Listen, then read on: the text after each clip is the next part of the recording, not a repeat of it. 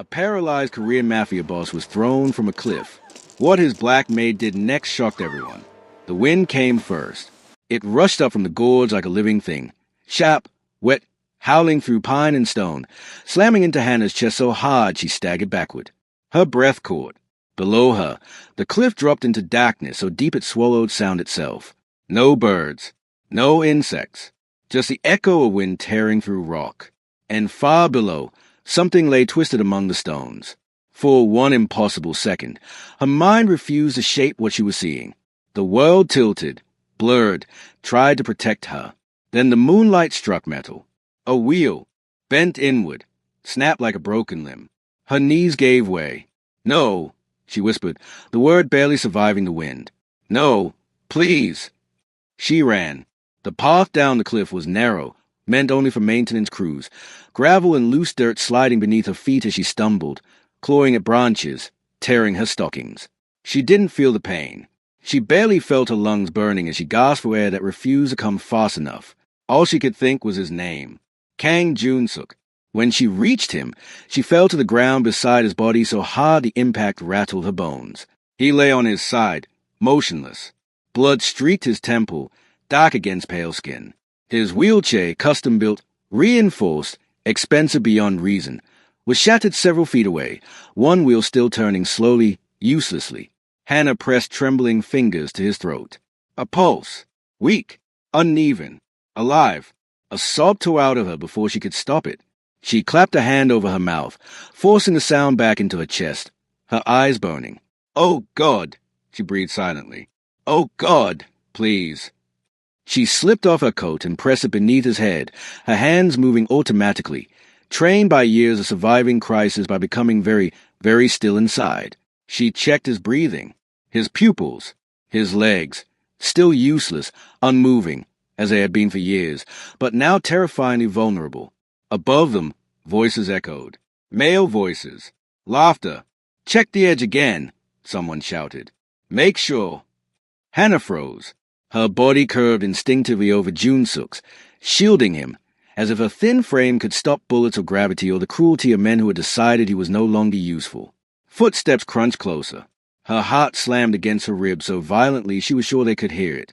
She lowered her face to his ear and whispered, her lips barely moving, "Don't die. Please. If you die, they win." The footsteps paused. A flashlight beam cut across the rocks above them, sweeping, searching. Hannah didn't breathe. Seconds stretched into eternity. The light moved on. The voices faded. Only then did she collapse, pressing her forehead against the cold earth, shaking so hard her teeth rattled. This was not how the night was supposed to end. 3 hours earlier, the mansion had been quiet in the way expensive places often were, silent not because no one lived there, but because noise was forbidden. Hannah liked the quiet. It meant she could exist without being noticed. She folded laundry in the west wing, the scent of fresh detergent clinging to her fingers. Outside, the city lights of Seoul glittered beyond the high windows, distant and unreachable, like another life she once belonged to. She had worked here for 2 years, 7 months, and 4 days. She knew because she counted. Counting made time behave.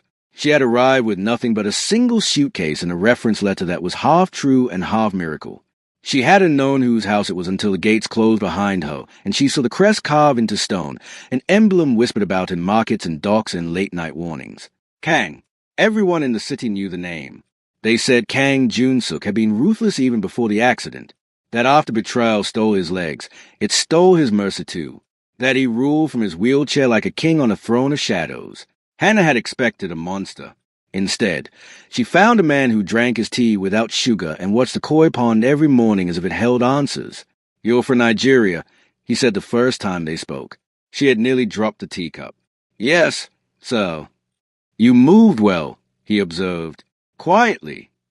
She didn't know whether that was praise or warning. "Sit," he added unexpectedly, gesturing to the chair across from him. She hesitated. "So, you look like you're waiting for permission to exist," he said calmly. "Sit." That was a day her life bent, just slightly, in a direction she did not yet understand. The voices in the study were louder than usual. Hannah heard them even through the thick doors as she carried a tray of folded shirts down the corridor. She slowed, instinct sharpening. Men raised their voices around Kang Jun-suk only when they were desperate or foolish. You think I'm blind? Jun-suk's voice cut through, low and even. I know exactly where the money went. Another voice laughed. Harsh, disrespectful. You should be thanking us. Without us, you'd be nothing but a cripple in a chair. Hannah's fingers tightened around the tray. She took one step closer. A scraping sound followed. Metal against wood. Her stomach dropped. The doors burst open moments later. Two men emerged, faces flushed, eyes wild. Between them, Jun-suk sat rigid in his wheelchair, his jaw tight, blood already trickling from a split at his hairline. Their eyes met. In his gaze, Hannah saw something she had never seen before. Not rage. Fear. He said nothing. But the message struck her like a blow. Help me. Then they were gone, wheels rattling violently down the hall. Hannah stood frozen, her heart pounding so loud she barely heard the distant sound of engines starting. She knew, then, that if she stayed still, he would die now, crouched beside his broken body at the bottom of a cliff. Hannah faced the truth she could no longer deny. The quiet maid had ended tonight. She tore strips from her underskirt and bound his head, her hands surprisingly steady. She scanned the area, memorizing shadows, pathways, angles. She dragged him, inch by inch, toward a shallow rock overhang, using leverage, breath, stubborn will. Her arm screamed. Her back burned. She didn't stop. When headlights swept the cliff face again, she pressed herself against him, covering his mouth gently but firmly, her own lungs screaming for air. They passed. When silence returned, Hannah finally allowed herself to cry, but only for a moment, because survival demanded movement. She hoisted his arm over her shoulder, whispering to him even though he was unconscious, telling him stories, promises, lies, anything to keep herself going. I'm not leaving you, she murmured. I don't care who you are. I don't care what you've done. You trusted me. The words surprised her with their truth. By the time dawn broke pale and uncertain over the mountains, Hannah had made her decision. She would not take him to a hospital. She would not call the police. She would disappear with him. And whatever hunted Kang Jun-suk would have to come through her first. As sunlight crept across the rocks, Hannah lifted her face to the sky, blood on her hands, resolve in her bones. Behind her, far above, Soul continued breathing, unaware that its most dangerous man was no longer dead, and that the woman who saved him would become something far more dangerous than anyone expected. Hannah did not remember deciding to move again. She only remembered motion, her body obeying something older than thought. Survival had a rhythm, and she fell into it the way one falls into prayer. The forest thinned as dawn lifted its pale head above the ridge. Birds began to stir, their calls tentative, as if asking permission to exist after the night's violence. Hannah followed the narrow service trail that snaked away from the cliff, her arm locked beneath Jun-suk's shoulders, her breath counting her steps. 1, 2, 3. Don't fall. 4, 5. Don't stop. His weight dragged against her, heavier than it should have been, not just flesh and bone, but the gravity of who he was. The man people feared, the man men had tried to erase. She had no car, no phone she dared turn on, only a memory. The fishing shack by the river had belonged to no one for years. She knew because she had once slept there herself, during her first winter in Seoul, when the agency delayed her placement and the city taught her how cold loneliness could be. It was hidden behind reeds and crooked willow trees, accessible only by footpath and luck. Luck, Hannah suspected, had already run out. By the time she reached the shack, the sun was high enough to burn the fog from the water. Her arms trembled violently as she lowered Jun-suk onto the narrow cot inside. The shack smelled of damp wood and rusted iron, but the roof was intact and the door still locked. She slid the bolt home and sagged against it, sliding down until she was sitting on the floor, knees drawn to her chest. Only then did the shaking come. Her entire body convulsed, breath hitching in painful jerks. She pressed her knuckles to her mouth, biting down until she tasted blood, refusing to make a sound. You can fall apart later, she told herself. Later. Not now. Jun-suk groaned softly. The sound snapped her back into motion. She was at his side in an instant, her hands hovering, unsure where to touch. His face was pale beneath the bruising, lashes dark against his cheeks. She brushed damp hair from his forehead and checked his breathing again. Still alive. She exhaled slowly, deliberately, forcing her heart to match the rhythm. The shack had no electricity, but she found what she needed: an old lantern, a jug of water left behind by fishermen, a tattered first aid kit whose contents were mostly expired but better than nothing. She cleaned his wounds carefully, murmuring apologies each time he flinched. "I'm sorry," she whispered. "I know it hurts. I know." Her voice sounded steadier than she felt. She wrapped his head, checked his ribs, his arms, his legs, unchanged, still unresponsive below the waist. That part did not frighten her. It was familiar to him. What frightened her was a stillness in his chest between breaths, the way his lips sometimes parted as if he were trying to speak and couldn't. She sat beside him as the morning wore on, exhaustion pressing down like a weight. At some point, she must have drifted into sleep. She woke to the sound of movement. Her eyes flew open, heart leaping into her throat, but it was only June-Suk shifting, his fingers curling weakly against the blanket she had pulled over him. "Hannah," he said hoarsely. Relief hit her so hard she laughed, a broken, tearful sound, and then she was crying, pressing her hands against his chest as if to anchor him to the world. "I'm here," she said quickly. "You're safe. Please don't try to move." His eyes searched her face, sharp even through pain. "Where?" "Somewhere hidden," she replied. "Don't worry about it." He frowned faintly. "You shouldn't have." "Don't," she said, more firmly than she intended. She swallowed and softened her tone. "Please, save your strength." Silence stretched between them, thick with things neither of them knew how to say. "Finally," he spoke. "They wanted me dead." "I know. They'll look for my body." Her fingers stilled on the bandage. "Then they won't find it." Something unreadable flickered across his face. Surprise, perhaps, or something like awe. "You understand what you've done?" "Yes," she said quietly. "You've made yourself a target." She met his gaze without flinching. "I've been a target my whole life." That shut him up. Days passed in a strange, suspended state. Hannah ventured out only at dawn and dusk, moving carefully, listening constantly. She bartered for supplies at a riverside market 2 villages away, using cash she had hidden for emergencies. She avoided faces she recognized. She learned which fishermen asked no questions. Back at the shack, she tended to June-Suk with a diligence that bordered on reverence. She cleaned him, fed him broth, coaxed him to drink water even when he grimaced. He watched her constantly. "You're not afraid of me," he said one evening, as rain began to drum against the roof. "I was," she admitted. "And now—" She hesitated. "Now I know you bleed."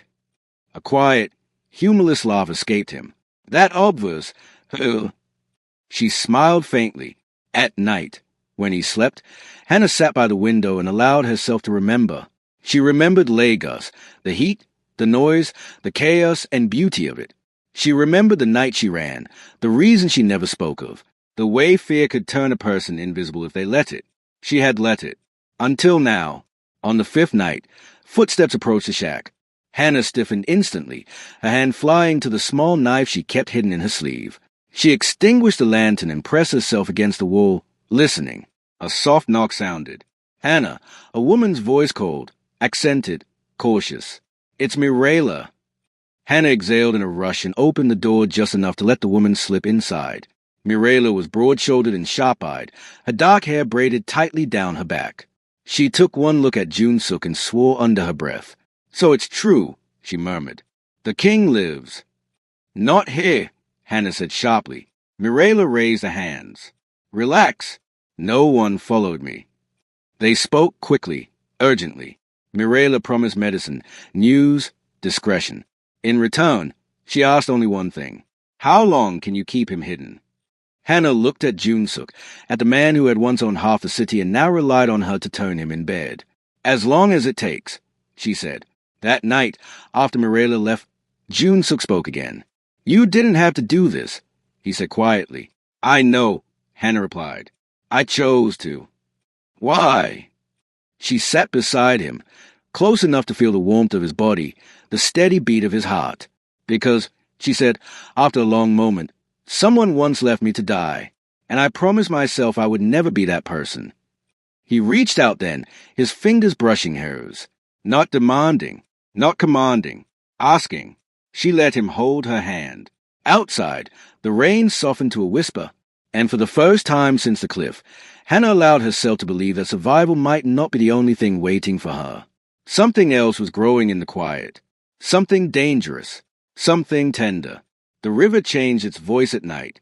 During the day, it laughed, bright, careless, skipping over stones like a child with nowhere else to be. At night, it deepened into something older, slower.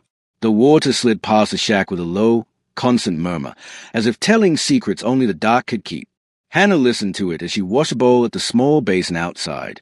The moon was thin, pale as bone. Her reflection wavered on the water's surface, breaking apart with each ripple. She did not recognize the woman staring back at her. Her hands were rough now. Her shoulders ached constantly. There were shadows beneath her eyes that no amount of rest could touch. And yet, beneath the exhaustion, there was something new. Stillness. Purpose. Inside the shack, Kang Jun-suk lay awake, listening to her movements. He knew her footsteps now. The soft scrape of her shoe on wood. The faint hitch in her breathing when she thought no one could hear. He had been many things in his life. Feared, obeyed, hated, but never helpless in this way. Never dependent. And yet, when she entered, carrying the bowl of soup, the tightness in his chest eased. "You should sleep," he said quietly. "So should you." "I can't." She set the bowl down and studied his face, reading the tension in his jaw, the distant look in his eyes. "Nightmares." He didn't answer right away. "They come when I close my eyes," he admitted at last. The moment before. She nodded slowly. "Then don't close them yet." She sat beside him, close enough that their knees brushed. He noticed the faint scent of soap on her skin, the warmth she carried in with her like a living thing. "You never told me what happened," she said gently. "Before, to your legs." A muscle jumped in his cheek. "Do you want to know?" he asked, "or do you feel obligated to?" "I want to know." Silence stretched. Finally, he spoke. "It was my brother," he said. "Not by blood, by loyalty." Hannah did not interrupt. "He wanted what I had," Jun-suk continued, "but he didn't want to earn it. So he sold me, set up the ambush, made sure the bullet hit my spine." Her breath caught softly. "I lived," he went on. "He didn't expect that. But in this world, survival is sometimes worse than death. It leaves you unfinished." Hannah thought of the cliff, the betrayal in the study, the fear she had seen in his eyes. "You still trusted people," she said quietly.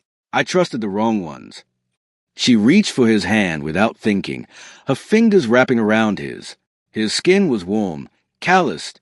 "Then trust me," she said. His gaze lifted to hers, sharp and searching. "That's a dangerous thing to ask." "I know," she replied. "I'm still asking." For a long moment, he said nothing. Then, slowly, he squeezed her hand. Outside, a branch snapped. Hannah stiffened instantly, every nerve flaring.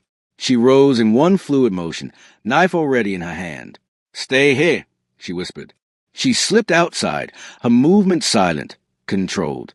The forest loomed around her, shadows layered upon shadows. The river whispered on. "Hannah," a voice murmured from the trees. Mirela stepped into the moonlight, her expression tight. "We have a problem," she said.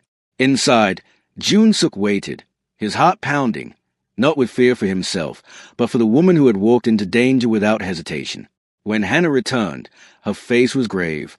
"They are searching the riverbanks," she said, quietly, asking questions, offering money. "How long?" Jun-suk asked. "Days," Mirela replied. "Maybe less." Hannah met Jun-suk's gaze. "We can't stay here." He nodded once. "I know a place." She blinked. "You said you had nowhere left." "I said I had no one left," he corrected softly. "There's a difference." The journey was dangerous. They traveled at night, moving through back roads and forgotten paths. Mirela drove, her eyes sharp, her mouth set. Hannah sat beside Jun-suk in the back, her arm steady around his shoulders whenever the road jolted. At one point, exhaustion claimed her. She dozed, her head tipping against him. He froze. No one had leaned on him like that in years. The simple weight of her trust sent something sharp and aching through his chest. He did not move until she woke. The place he took them to was an old riverside warehouse, long abandoned. Hidden rooms, multiple exits, a fortress for ghosts. Hannah surveyed it carefully. "It'll do," she said. He smiled faintly. High praise. Days blurred together again, but the tension sharpened. They were closer now. Forced proximity stripped away pretense. Hannah helped him dress, bathe, stretch muscles that had long ago learned to endure pain in silence. At first, she kept her eyes averted, her touch purely functional. Over time, that changed, not into anything improper, just human. One afternoon, as sunlight spilled through a cracked window, Hannah laughed at something Mirela said. The sound startled June-suk. It was warm, unguarded, beautiful. He watched her as if seeing her for the first time. "That night," he spoke. "When this is over," he said quietly, "you should leave." Her hand stilled on the blanket she was folding. "Leave." "This world will come for me again," he said. "It always does. You deserve a life untouched by it." She turned slowly. "You don't get to decide that for me. I'm trying to protect you." "So am I," she shot back, "from becoming someone who pushes people away out of fear." The words hung between them, heavy and true. "I chose this," she said more softly. "I chose you." His breath caught. Before he could respond, a sound echoed through the warehouse, the unmistakable crunch of tires on gravel. Mirela swore. "They found us," she said. Hannah's heart raced, but her voice was steady. "Then we move." June-suk looked at her, at the woman who had stepped into his darkness and refused to be swallowed. "Stay close," he said. "I always do." As footsteps approached and shadows lengthened, one truth settled deep in both of them. Whatever came next, they would face it together. The warehouse went silent in the way prey goes silent, every sound swallowed, every breath measured. Hannah felt it first in her spine, that prickle that said you were no longer alone. Mirela moved fast, killing the lights with a flick. Darkness swallowed the room, broken only by thin bands of moonlight slicing through high windows.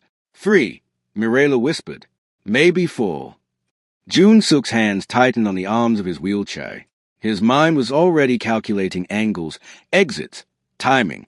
Paralysis had taken his legs, not his command. "Hannah," he said softly, "listen to me." She crouched beside him, her eyes sharp, focused. "I'm listening." "If things go wrong," he continued, "you leave, you don't look back." Her jaw clenched. "We are not doing this again." "Hannah." "No," she said, quiet but absolute. "You don't get to decide who I abandon." Footsteps echoed closer. Gravel shifted. A door creaked. Mirela raised 2 fingers, then one. Now. The first man stepped inside, gun raised. Hannah moved. She struck his wrist with the heel of her hand, twisting hard. The gun clattered to the floor. Mirela slammed him into the wall before he could recover. A second man lunged from the side. June-suk's voice cut through the chaos. "Left!" Hannah ducked just as the man swung. She felt the rush of air, the heat of his body passing too close. She drove her knee up hard, knocking the breath from him, then twisted away as Mirela fired a warning shot into the ceiling. "Enough!" Mirela barked. "Drop it." The remaining men froze. One of them laughed softly. "So the rumors were true," he said. "The maid stayed." Hannah's blood went cold. "You should have stayed invisible," he continued. "Now you're just another loose end." Before she could react, a hand seized her from behind, an arm locking around her throat. "Hannah!" June-suk shouted. The man pressed a gun to her temple. "One move," he said, "and she—" "Let her go," June-suk said. The command was calm. "Deadly," the man scoffed. "And why would I listen to a cripple?" June-suk leaned forward slightly in his chair. In the dim light, his eyes burned. "Because," he said evenly, "the men you answer to are already finished. You just don't know it yet." The man hesitated. Hannah used that moment. She stomped hard on his foot, drove her elbow back into his ribs, and wrenched free as a gun discharge, the shot ringing harmlessly into the rafters.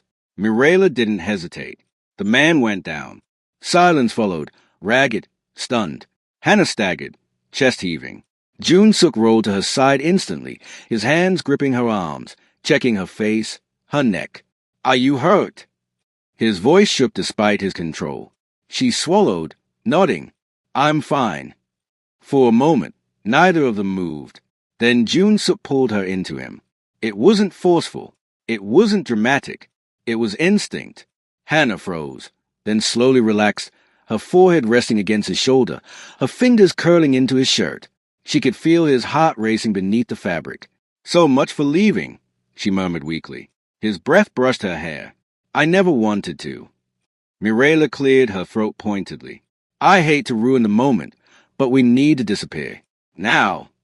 They burned the warehouse before dawn. Not literally, but enough to erase themselves. They scattered evidence, split paths, abandoned everything that could be traced. By the time the sun rose, they were already miles away, heading north toward the coast. The safe house was smaller this time. A modest apartment overlooking gray water and gulls. Anonymous, ordinary, perfect. Days passed. The adrenaline faded, leaving exhaustion in its wake. Hannah slept deeply for the first time in weeks, her dreams mercifully quiet. When she woke, June-suk was watching her from the doorway, a cup of tea in his hand. "You make noise when you dream," he said softly. She blinked, embarrassed. "Bad habit." "I don't mind," he replied. The words settled between them, intimating their simplicity. That evening, as the sun sank into the sea, Hannah stood on the balcony, wrapped in a sweater that smelled faintly like him. June-suk joined her, rolling to her side. "Thank you," he said. "For what?" "For staying," he replied. "For choosing me when walking away would have been easier." She looked at him, really looked at him. The scars, the strength, the vulnerability he never showed anyone else. "I didn't choose you because it was hard," she said. "I chose you because it was right." He reached for her hand, threading his fingers through hers. This time, she didn't pretend it was just survival holding them together. It was something deeper now, something neither of them could walk away from. Outside, the sea whispered against the shore, carrying their secret forward into the dark. The sea never slept. Hannah learned this in the days that followed. Even when the sky was calm and the world felt briefly merciful, the water below the balcony shifted inside, restless, endless. At night, when the wind slid through the apartment and brushed her skin with cold fingers, she would wake to its voice and lie still, listening as if it were speaking directly to her. She had never lived anywhere like this before. Somewhere temporary but not desperate, quiet but not lonely. The apartment was sparse. White walls, a small kitchen, a living room that smelled faintly of salt and old wood. It felt borrowed, like a pause in a life rather than a destination. June-suk adapted faster than she expected. He learned the layout within hours, memorizing distances, angles. He refused help whenever possible, maneuvering his wheelchair with stubborn independence. Hannah let him. She understood pride. She also understood when to step in without being asked. In the mornings, she made tea the way he liked it. Strong, no sugar. He watched her from the table, his gaze following the practiced movements of her hands. "You've done this for a long time," he said once. "Taking care of people," she asked. "Surviving," he replied. The words struck deeper than she expected. One afternoon, Mirela arrived with news and groceries. Her face was grim. "They are tearing each other apart," she said. "Your enemies are fighting over the vacuum you left." June-suk nodded slowly. "Good." "But," Mirela added, glancing at Hannah, "they are asking about her." Hannah's shoulders stiffened. "What kind of questions?" June-suk asked, his voice dangerously calm. "Where she came from, who she knew before you, why a maid would risk everything." Silence fell. Hannah felt suddenly exposed, as if the walls had thinned and the world outside could see straight through her. "That ends," June-suk said flatly. Mirela raised an eyebrow. "You sure? Because once men like that get curious." "They stop," he interrupted, "or they don't exist." Mirela studied him for a long moment, then nodded. "I'll spread the word." When she left, the apartment felt heavier. Hannah busied herself in the kitchen, scrubbing an already clean counter, her thoughts spiraling. "They are right," she said suddenly. "It doesn't make sense." June-suk turned his chair toward her. "What doesn't?" "That I stayed," she said, her back still to him. "That I chose this." He watched the tension in her shoulders, the way she braced herself as if expecting judgment. "Then tell me," he said gently. "Why did you?" She swallowed. "For a long time," She said nothing. Then, quietly, because I know what it feels like to be thrown away. She turned to face him at last, her eyes dark, unflinching. Hannah rose slowly to her feet. "You made one mistake," she said. "You thought I was a weakness." The door burst open. Mirela stood there, gun raised, eyes fierce. "Let's go." They didn't run. They walked. Behind them, the empire that had tried to reclaim its king collapsed inward, devouring itself. June-suk waited in a secure command room several floors down, screens surrounding him. When Hannah entered, his breath caught visibly. He rolled forward, stopping just short of her. "You're hurt," he said, scanning her. "I'm here," she replied. He pulled her into his arms, holding her with a strength that surprised them both. She leaned into him, her forehead against his shoulder, the world finally quieting. "I told you I'd come for you," he murmured. She smiled against him. "You did." Sirens wailed in the distance. The city would talk about this night for years, about the fall of men who thought themselves untouchable, about the quiet return of a king who no longer ruled by fear alone. Later, as dawn crept over the skyline, June-suk and Hannah stood by a window together. "This ends now," he said. "I'm done letting the past decide my future." She took his hand. "Then let's choose it." He turned to her fully. "Stay. Not because you're needed, because you're wanted." Her eyes shone. "Always." The city learned how to breathe again. It didn't happen all at once. Power never releases its grip willingly. It loosens finger by finger. In the weeks that followed the night everything fell apart, Seoul moved through a quiet recalibration. Accounts audited, names erased from directories, rumors settling into facts. Kang June-suk vanished. At least, that was the story. From a modest house overlooking a narrow inlet far from the city's glare, a different life took shape. One measured not by territory or fear, but by mornings and choices and the gentle discipline of healing. The house smelled of wood polish and sea air. It had wide doorways and low thresholds. Hannah chose it herself. "You don't need to do this for me," June-suk had said when she showed him the place. "I know," she replied. "I'm doing it with you." He learned to live without the constant hum of fret. It took time. Some nights, his hands still clenched in his sleep, jaw tight with dreams he never fully shared. Hannah learned how to wake him gently, her palm warm on his chest, her voice steady. "You're here," she would say. "You're safe." And eventually, he believed her. Hannah changed too. She no longer moved like someone expecting to disappear. Her shoulders straightened. Her laughter came easier. She took a job at a community center nearby, teaching language classes to immigrants who reminded her of herself, lost, brave, standing on the edge of something unknown. One evening, as they watched the tide pull back from the shore, June-suk spoke.